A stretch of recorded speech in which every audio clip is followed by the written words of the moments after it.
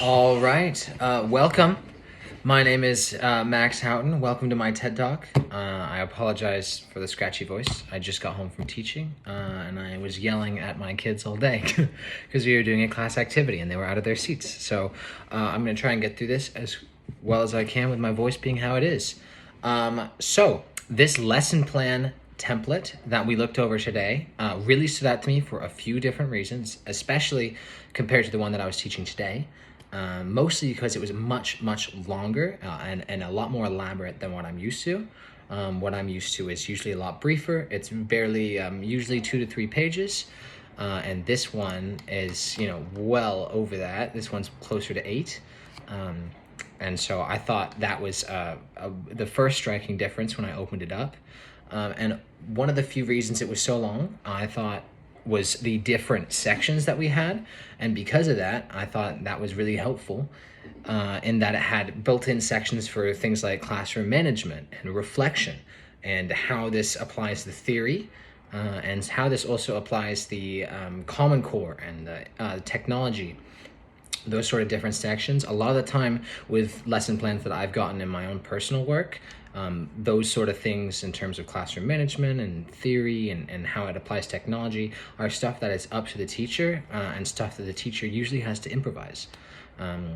Things like that. And so having built-in sections for that, I thought that was really helpful in that when going through the lesson plan, you can kind of get a much better and a much clearer idea of what the lesson's going to look like and what you're expected to do and what you're expected to monitor as the educator in the room.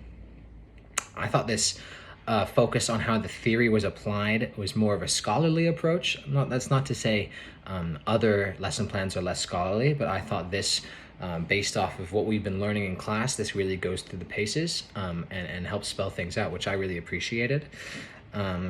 And I thought that having these sections for Common Core and ISTE, the technology, meeting these standards and having them built into the lesson plan, that I can see straight away how I'm contributing to those Common Core standards, makes me feel connected more to this sort of greater system of education in the beautiful state of California, which I really appreciated, because sometimes it's hard not to feel like you're doing things on your own.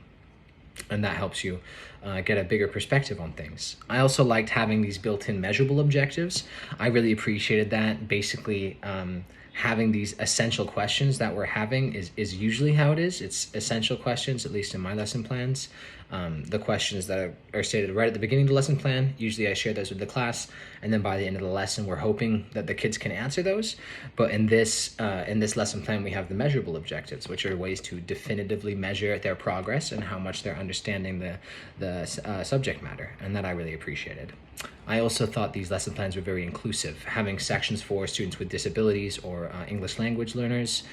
Those sort of sections built into the lesson plan is stuff that other lesson plans completely leave behind, and they will leave those students behind because of that. And so I really appreciated having that differently.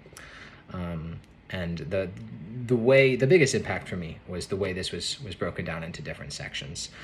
There's some things that I think would be challenging about this. Number one, there's a section for collaborating with other educators. I'm comfortable doing that with my peers in classroom and on Canvas, but in person, don't have a lot of experience co-teaching, so I figured that would be challenging.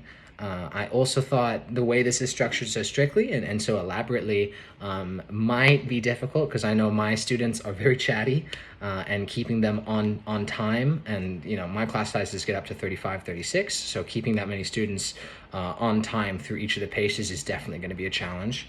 That's something that stood out to me. And also the social and emotional skills section is something that I'm not particularly familiar with, and something that I thought might be challenging, depending on how I can gauge these students, how they're handling the work, not just academically but emotionally. So I did appreciate this longer lesson plan. I know someone who taught a lesson plan today, I would have appreciated having it broken down like this in a lot of different ways, especially in terms of classroom management and not leaving students behind for students that have a higher learning requirement and will struggle with the material more than others. Having that built in is really helpful. And I definitely think I could learn from these lesson plans going forward.